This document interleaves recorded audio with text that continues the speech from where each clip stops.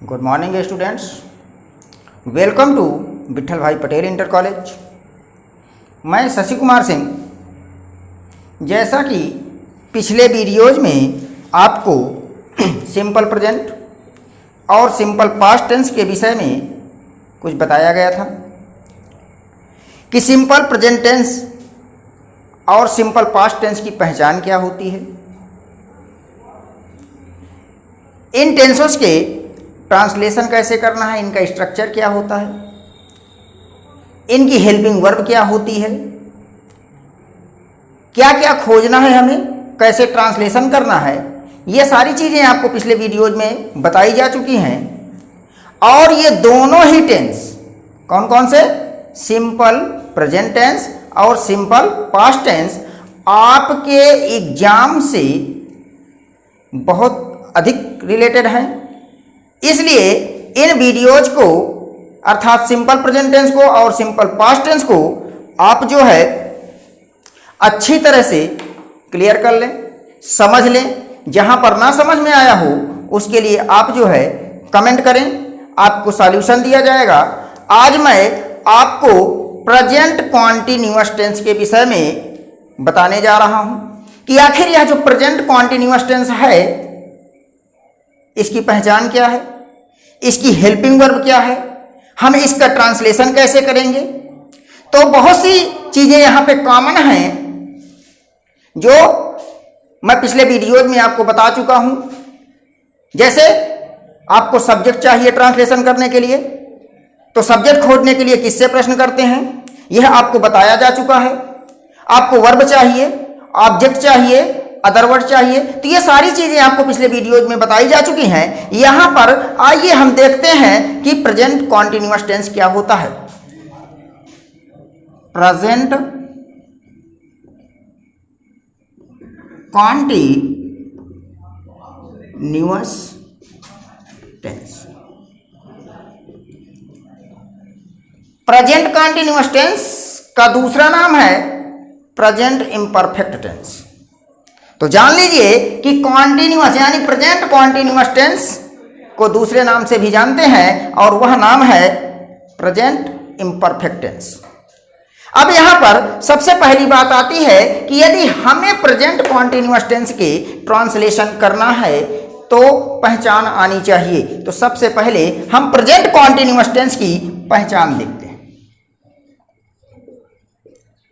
इसकी पहचान क्या कहती है, तो सबसे पहले तो आप समझ लीजिए कि आपका जो मेन टॉपिक है वो टेंस चल रहा है। और टेंस की परिभाषा में बताया गया था कि क्रियाओं के रूपों का अध्ययन करना ही काल कहलाता है। तो आप चाहे जो भी टेंस पढ़ेंगे वहां पर मुख्य क्रिया जरूर होगी, तो इनकी पहचान में मुख्य क्रिया का वर्णन होता है। इसलिए इसकी पहचान क्या हो जाती है देखते हैं। इस टेंस के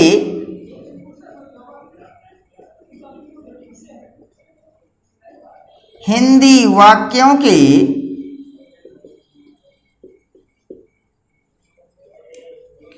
मुख्य क्रिया के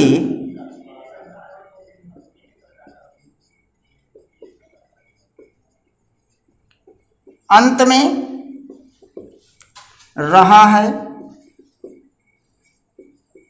रही है, रहे हैं, रहा हूं आदि शब्द लगे रहते हैं। आदि शब्द लगे रहते हैं। ये इसकी पहचान हो गई कि प्रेजेंट कॉन्टिन्यूअस टेंस हम देखेंगे तो प्रेजेंट कॉन्टिन्यूअस टेंस का हमें ट्रांसलेशन करना है। तो प्रेजेंट कॉन्टिन्यूअस टेंस का ट्रांसलेशन करने के लिए सबसे पहले तो हम यह देखेंगे कि उसकी पहचान क्या होती है। तो प्रेजेंट कॉन्टिन्यूअस टेंस की पहचान यह है कि जो इस टेंस के हिंदी वाक्य होते हैं उनकी मुख्य क्रिया के अंत में रहा है, रही है, रहे हैं, रहा हूं आदि शब्द लगे होते हैं। तो यहां से पता चल गया कि जो भी हिंदी में एक सेंटेंस लिखा हुआ है वो हमारा किस टेंस को बिलोंग करेगा, प्रेजेंट कॉन्टिन्यूअस टेंस को। ये बात हो गई। इसके बाद अब हमको ट्रांसलेशन करना है। तो ट्रांसलेशन करने के लिए आखिर प्रेजेंट कॉन्टिन्यूअस टेंस का स्ट्रक्चर क्या होता है, तो यहाँ पर हमें यह देखना है कि इसका स्ट्रक्चर क्या होता है। तो इसका स्ट्रक्चर देखने के लिए हम देखते हैं कि सबसे पहले हम अफर्मेटिव की बात करेंगे। किसकी बात करेंगे? अफर्मेटिव की। तो यदि हम अफर्मेटिव सेंटेंस की बात करते हैं तो यहाँ पर इसका क्या स्ट्रक्चर होगा? तो जब अफर्मेटिव है, सकारात्मक है, तो कहा गया कि इसका प्रारंभ कहाँ से होता है? सब्जेक्ट से होता है। तो बिना कुछ सोचे समझे क्या लिख देंगे? सब्जेक्ट लिख देंगे। इसके बाद देखते हैं कि प्रेजेंट कॉन्टिन्यूअस टेंस की हेल्पिंग वर्ब क्या होती है। तो अगर हमें इसकी हेल्पिंग वर्ब की बात करते हैं तो इसकी हेल्पिंग वर्ब क्या होती है? Is, am, are. उसके बाद यहां पर क्या लिखा है? कॉन्टिन्यूअस। कॉन्टिन्यूअस का मतलब होता है कॉन्टिन्यूड एक्शन, अर्थात कोई कार्य वर्तमान में चल रहा है तो उसे हम कॉन्टिन्यूअस कहते हैं। और यहां पर हम यूज करते हैं प्रेजेंट पार्टिसिपल। अब प्रेजेंट पार्टिसिपल को दूसरी भाषा में कहते हैं V4, और V4 को बनाते कैसे हैं? V1 प्लस ing से। तो कहने का मतलब यहां पर आपका क्या हो जाएगा? V4 हो जाएगा। इसी V4 को हम कहते हैं V1 प्लस ing। उसके बाद आपका ऑब्जेक्ट हो जाएगा, और ऑब्जेक्ट के बाद क्या हो जाएगा? Other word. इस तरह से हम देखते हैं कि सेंटेंस हमारा कैसा बन जाएगा। ट्रांसलेशन जो हम करेंगे अफर्मेटिव सेंटेंस में जाएगा। अब इसमें यहाँ पर ज्यादा प्रॉब्लम्स नहीं है, क्योंकि सिंपल प्रेजेंट और सिंपल पास्ट के अफर्मेटिव सेंटेंस में हेल्पिंग वर्ब का प्रयोग नहीं होता, इसलिए उनका निगेटिव और इंट्रोगेटिव बनाने में प्रॉब्लम्स होती है। इसीलिए इन सिंपल प्रेजेंट और सिंपल पास्ट से एग्जाम में क्वेश्चंस ज्यादा आते हैं, लेकिन यहाँ पर अफर्मेटिव से ही हेल्पिंग वर्ब हो जाती है, तो यहाँ पर ज्यादा प्रॉब्लम्स नहीं होती है। इनका निगेटिव और इंट्रोगेटिव बनाने के लिए इसी स्ट्रक्चर के माध्यम से हम बना लेते हैं। तो यहां पर अगर हम निगेटिव की बात करते हैं तो ध्यान देंगे कि जहां पर helping verb is, am, are होती है, या फिर कह लें कि जिस वाक्य में इज, एम, आर का प्रयोग हुआ हो, अगर उसका निगेटिव बनाना है तो इज, एम, आर के बाद नॉट लगा दिया जाता है। तो निगेटिव सेंटेंस का ट्रांसलेशन करने के लिए यहाँ इसका भी प्रारंभ सब्जेक्ट से होता है। सब्जेक्ट के बाद इज, एम, आर लिख दिया जाएगा। इज, एम, आर के बाद आपका नॉट आ जाएगा। नॉट के बाद V4 हो जाएगा। उसके बाद ऑब्जेक्ट होगा। ऑब्जेक्ट के बाद अदर वर्ड होगा। ये निगेटिव बन गया। इसी प्रकार यदि इंट्रोगेटिव बनाना है तो इंट्रोगेटिव आपको बताया गया था फर्स्ट टाइप होता है। तो फर्स्ट टाइप और सेकेंड टाइप, तो इंट्रोगेटिव सेंटेंस भी देखें। यदि किसी वाक्य में इज, एम, आर आया है या वहां इज, एम, आर लगाया जा रहा है, उसका हमें इंट्रोगेटिव बनाना है, तो बिना कुछ सोचे समझे इज, एम, आर को हम जो है सब्जेक्ट के पहले रख देते हैं। तो हमारा बन क्या जाता है? Interrogative first type. तो यहां पर दो स्ट्रक्चर बन जाएंगे। आपका हो जाएगा इज, एम, आर, उसके बाद सब्जेक्ट आएगा। सब्जेक्ट के बाद V4 हो जाएगा।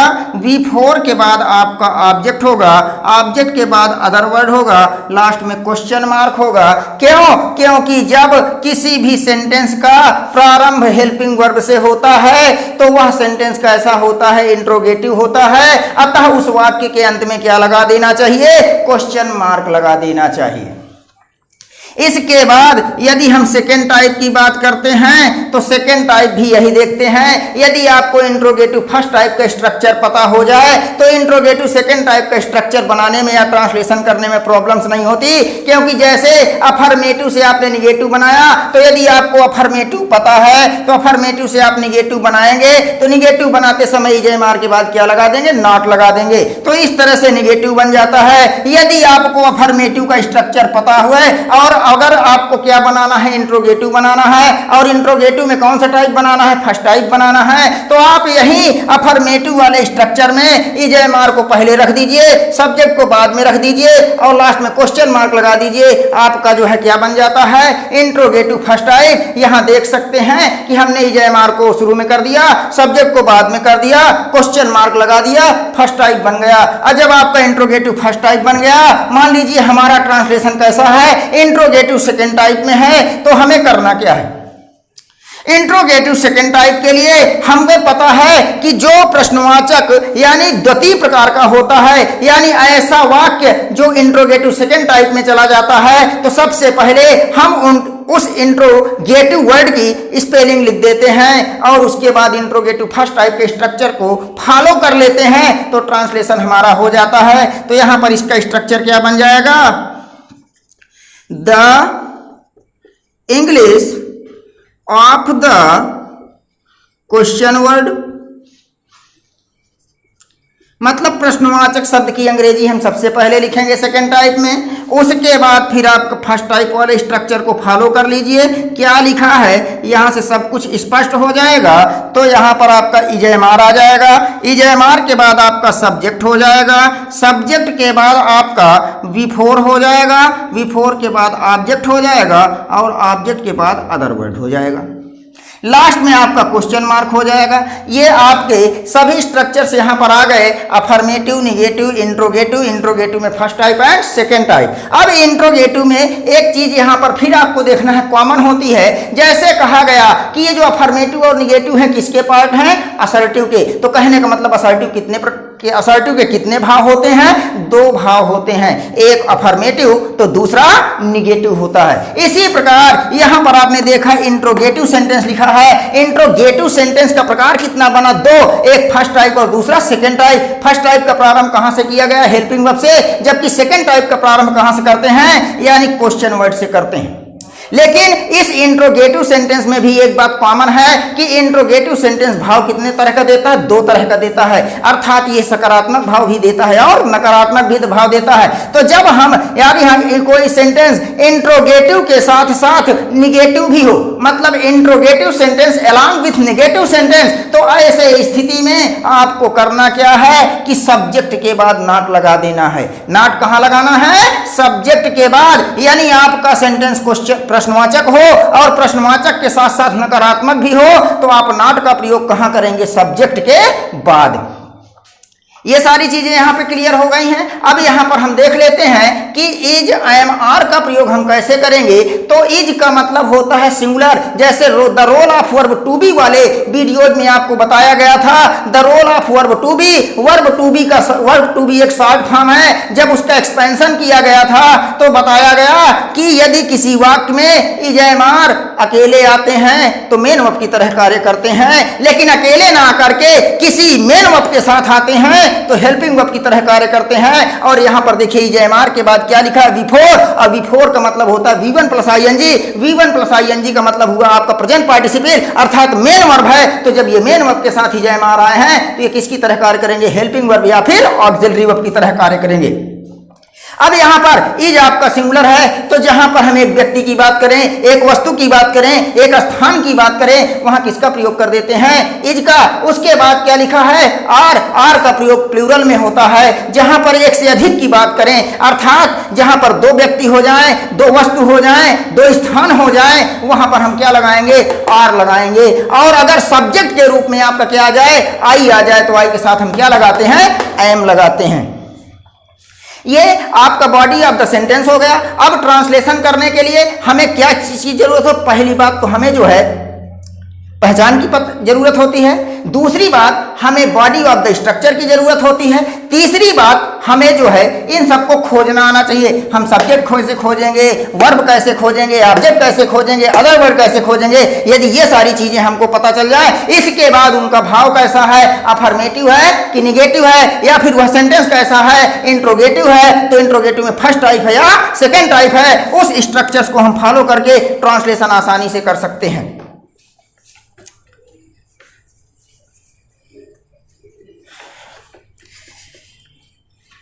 कुछ एग्जाम्पल्स देखते हैं।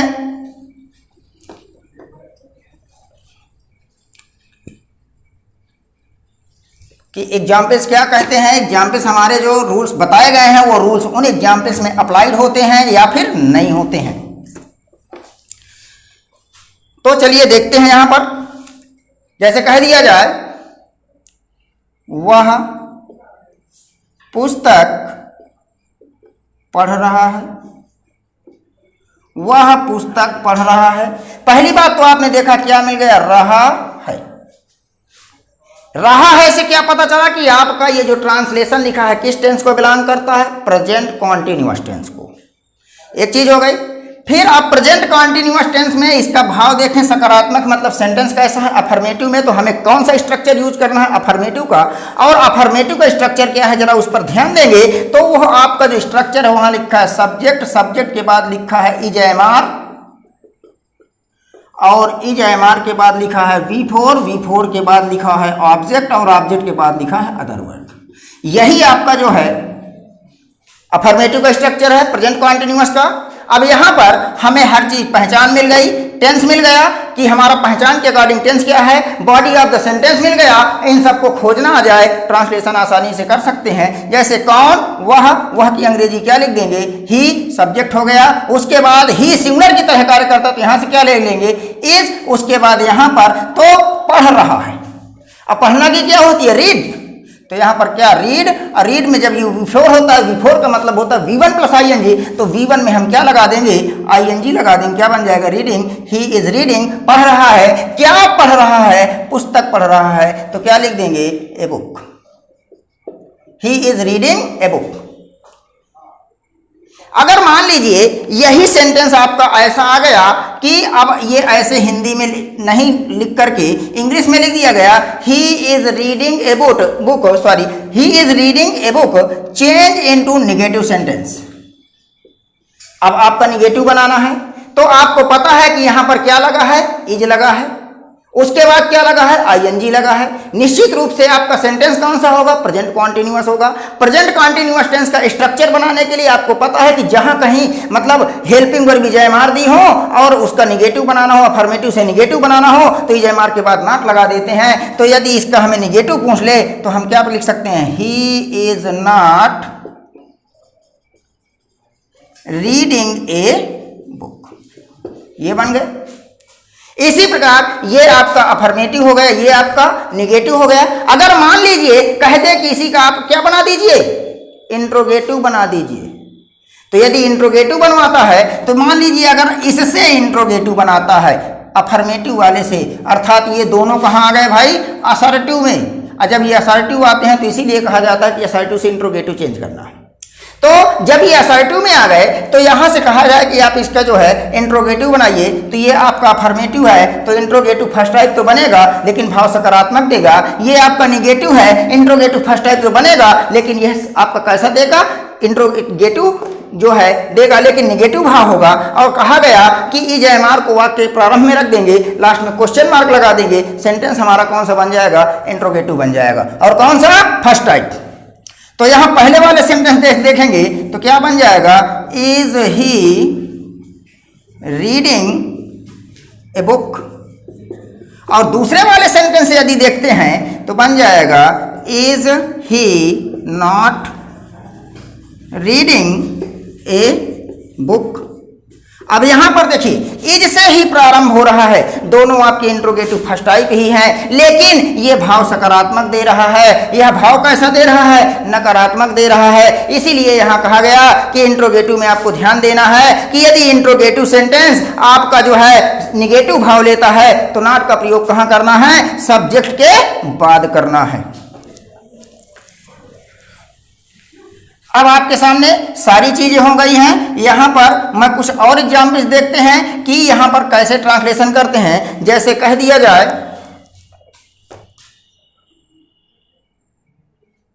राधा मधुर गीत गा रही है।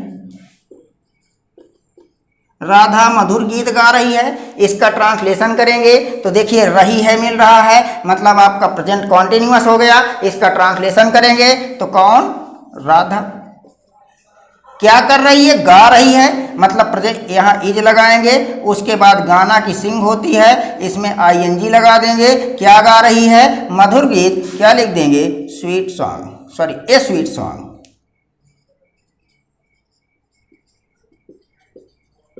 इस तरह से यह आपका ट्रांसलेशन अफर्मेटिव का बन गया। यहीं पर अगर हम देख लें कि निगेटिव क्या होता है तो निगेटिव के भी बन जाएंगे। जैसे कह दिया जाए,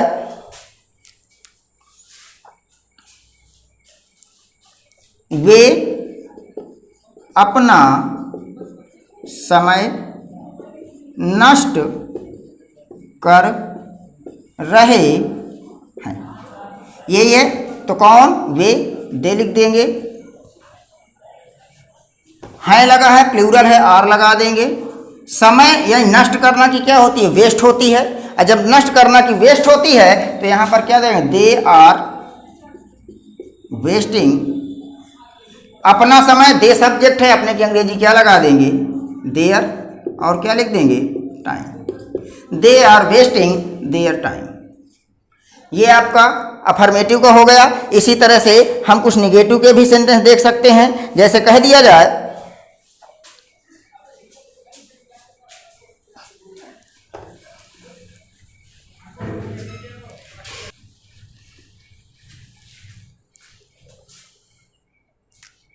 मैं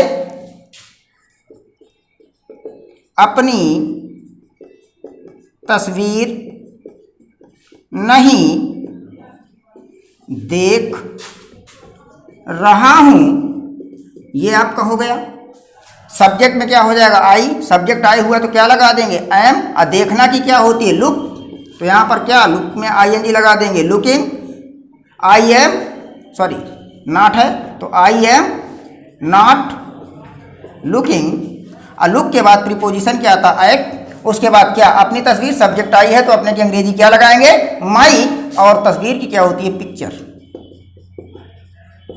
I am not looking my picture. ये आपका निगेटिव हो गया। इसी तरह से हम और सेंटेंस भी देख सकते हैं। जैसे कह दिया जाए, वह अपनी गुड़िया से नहीं खेल रही है।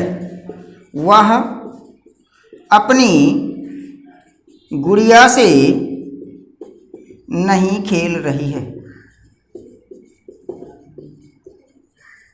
ये आपका है। अब यहां पर आप सब्जेक्ट निकाल लीजिए, तो यहां पर वह आ रहा है, रही है मतलब स्त्री की बात हो रहा है, तो यहां पर क्या लिख देंगे, सी लिख देंगे। सी के बाद आपका सिंगुलर सब्जेक्ट है तो यहां पर क्या लगा देंगे, इज। और खेलना की क्या होती है, प्ले। लेकिन यहां नॉट नहीं दिया है तो पहले क्या लगाएंगे, नॉट। उसके बाद खेलना की प्ले होती है, प्ले में आईएनजी लगाएंगे, क्या बन जाएगा, प्लेइंग। और उसके बाद गुड़ियों से की अंग्रेजी मतलब से मतलब साथ, और साथ की अंग्रेजी क्या होती, विथ। विथ, और जब सब्जेक्ट सी होता है तो अपने की अंग्रेजी क्या लगाते हैं, हर। उसके बाद गुड़िया तो विथ हर डॉल।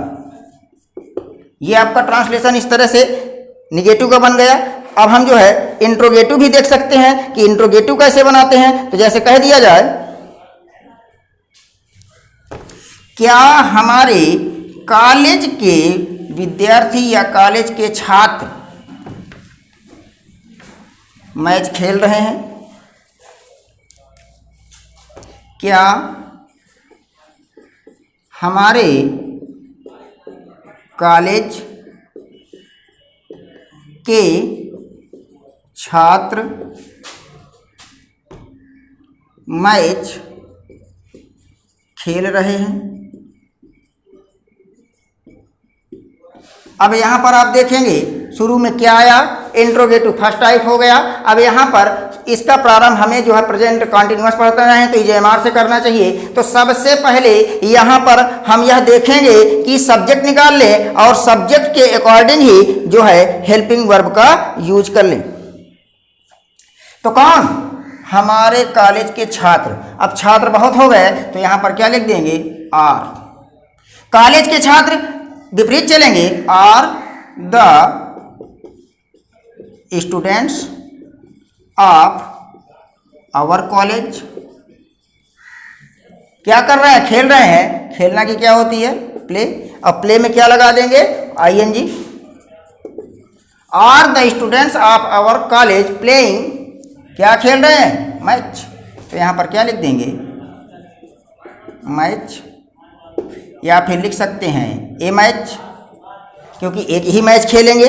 तो बन क्या जाएगा, are the student of our college playing a match. और लास्ट में क्या लगा देंगे, क्वेश्चन मार्क। ये आपका इस तरह से इंट्रोगेटिव फर्स्ट टाइप हो गया। अब हम जो है इंट्रोगेटिव सेकंड की भी कुछ एग्जाम्पल्स देख सकते हैं कि कैसे बनाते हैं। तो ट्रांसलेशन करने के लिए सबसे पहले तो हमें जो हिंदी में वाक्य लिखा है उसकी पहचान पता होनी चाहिए। फिर यह जान लें, पहचान जैसे पता होगी तो हमें टेंस का पता हो जाएगा। टेंस में पता करने के बाद उस टेंस में कौन सी हेल्पिंग वर्ब लगती है, कौन सी मेन वर्ब लगती है, सब्जेक्ट के अकॉर्डिंग ये चीज़ देख लेते हैं। हम सभी चीज़ों को खोज लेते हैं, सब्जेक्ट खोजते हैं, वर्ब खोजते हैं, ऑब्जेक्ट खोजते हैं, अदर वर्ड खोजते हैं और ट्रांसलेशन करते हुए चले जाते हैं। हमारे सभी के सभी ट्रांसलेशन ऑटोमेटिक एक्यूरेट होते चले जाते हैं।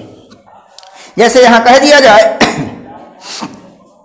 वे किस घोड़े को खरीद रहे हैं, वे किस घोड़े को खरीद रहे हैं, वे किस घोड़े को खरीद रहे हैं।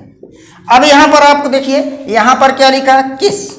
सबसे पहली बात तो यही है कि यह किस एक प्रश्नवाचक शब्द है और इसकी अंग्रेजी क्या होगी। तो जरा देखिए, किस की अंग्रेजी क्या होती है, विच होती है। क्या होती है, विच होती है। तो अब जब किस की अंग्रेजी विच हो गई तो विच आपका प्रोनाउन की तरह भी कार्य करता है, विच आपका एडजेक्टिव की तरह भी कार्य करता है। तो जरा देखें, जहां कहीं किस लिखा होगा या कौन सा या कौन सी लिखा होगा, उसके बगल में नाउन आया होगा तो किस एडजेक्टिव बन जाएगा, अर्थात जो विच होगा वो एडजेक्टिव की तरह कार्य करने लगेगा। और यदि जो है बगल में नाउन नहीं आया तो फिर वह प्रोनाउन बन जाएगा। तो देखिए, किस के बगल में क्या रखा है, घोड़ा, और घोड़ा आपका क्या है, नाउन है। जब यह आपका नाउन है तो यहां पर किस की अंग्रेजी विच होती है। विच किसकी तरह कार्य करेगा, एडजेक्टिव की तरह कार्य करेगा। इंट्रोगेटिव सेंटेंस है आपका, तो इंट्रोगेटिव में कौन सा है, सेकेंड टाइप है। सबसे पहले हम क्या लिखेंगे, क्वेश्चन वर्ड की इंग्लिश। तो सबसे पहले क्या लिख देंगे, विच। उसके बाद घोड़े की क्या लिख देंगे, हॉर्स। विच हॉर्स, कौन, वे, सब्जेक्ट प्लूरल है तो यानी खरीद रहे हैं, मतलब यहां हेल्पिंग वर्ब क्या हो जाएगा, आर दे। और उसके बाद आपका खरीदना की क्या होती है, बाई होती है, तो बाई लिख देंगे। और उसके बाद विच हॉर्स आर दे बाइंग, यानी अब कुछ बच नहीं रहा है तो ये हो जाएगा विच हॉर्स आर दे बाइंग। ये हो गया आपका इंट्रोगेटिव सेंटेंस। और भी आप देख सकते हैं, जैसे कह दिया जाए तुम क्या कर रहे हो, तुम क्या कर रहे हो, तुम क्या कर रहे हो। यहां पर आपका क्या आया, क्या आपका क्वेश्चन वर्ड है, सबसे पहले आप लिख दीजिए। उसके बाद आपको हेल्पिंग वर्ब चाहिए, लेकिन सब्जेक्ट निकालिए, कौन, तुम। सब्जेक्ट प्लूरल में है तो यहां पर क्या लगा दोगे, आर, व्हाट, और उसके बाद क्या लिखो, सब्जेक्ट। और करना क्या होती है, डू। डू में क्या लगा दोगे, आईएनजी। तो क्या बन जाएगा, व्हाट आर यू डूइंग, तुम क्या कर रहे हो। इस तरह से हो गया। इसके बाद ये पहचान तो आपकी लिखी है, कहीं कहीं पर ऐसा होता है कि हमारा जो ट्रांसलेशन होता है वह पहचान से नहीं पता चल पाता, वहां पर हमें कॉमन सेंस की बात करनी होती है। जैसे यहां पर कह दिया जाए मैं खड़ा हूं, मैं खड़ा हूं। अभी कहा जाए कि इसका ट्रांसलेशन कीजिए, तो यहां पर जब आप देख रहे हैं तो आ हूं, अर्थात आ की मात्रा आ गई और हूं आ गया। पूछा गया भाई यह ट्रांसलेशन किस टेंस में गया, तो बहुत से बच्चों ने बता दिया कि यह ट्रांसलेशन तो सर प्रेजेंट परफेक्ट में जा रहा है। क्यों, क्योंकि इसकी पहचान लिखाई जाती है, पढ़ाई जाती है कि जहां कहीं पर चुका है, चुकी है, चुके हैं आ जाए, या फिर आ ए की मात्रा के बाद है हो है हूं आ जाए, वहां पर जो है आपका प्रेजेंट परफेक्ट टेंस होता है। लेकिन ऐसे यहां पर यह ट्रांसलेशन अगर प्रेजेंट परफेक्ट में करेंगे तो गलत हो जाएगा। तो यहां जरा समझने की बात है कि यहां पर मान लीजिए ये फ्यूचर प्लान एक्शन होता है, और फ्यूचर प्लान एक्शन के लिए मान लीजिए कोई कार्य कुछ समय पहले शुरू हुआ और कुछ समय बाद समाप्त हो जाएगा, लेकिन उसके बीच में कहते समय यदि कोई चीज विद्यमान होती है तो उसका ट्रांसलेशन प्रेजेंट कॉन्टिन्यूअस टेंस में किया जाता है। जैसे मान लीजिए मैं खड़ा हूं, तो कुछ समय पहले खड़ा था, कुछ समय बाद चला जाऊंगा, लेकिन अभी वर्तमान में कहते समय क्या है, मैं खड़ा हूं, तो ये ट्रांसलेशन कहां जाएगा, प्रेजेंट परफेक्ट, प्रेजेंट कॉन्टिन्यूअस में जाएगा। तो कहने का मतलब ये है कि पहचान के साथ साथ आपको कॉमन सेंस की भी जरूरत पड़ती है। तो आप समझ लीजिए कि यदि कहीं पर एक्शन की बात होती है तो यानी कोई कार्य कुछ समय पहले शुरू हुआ हो,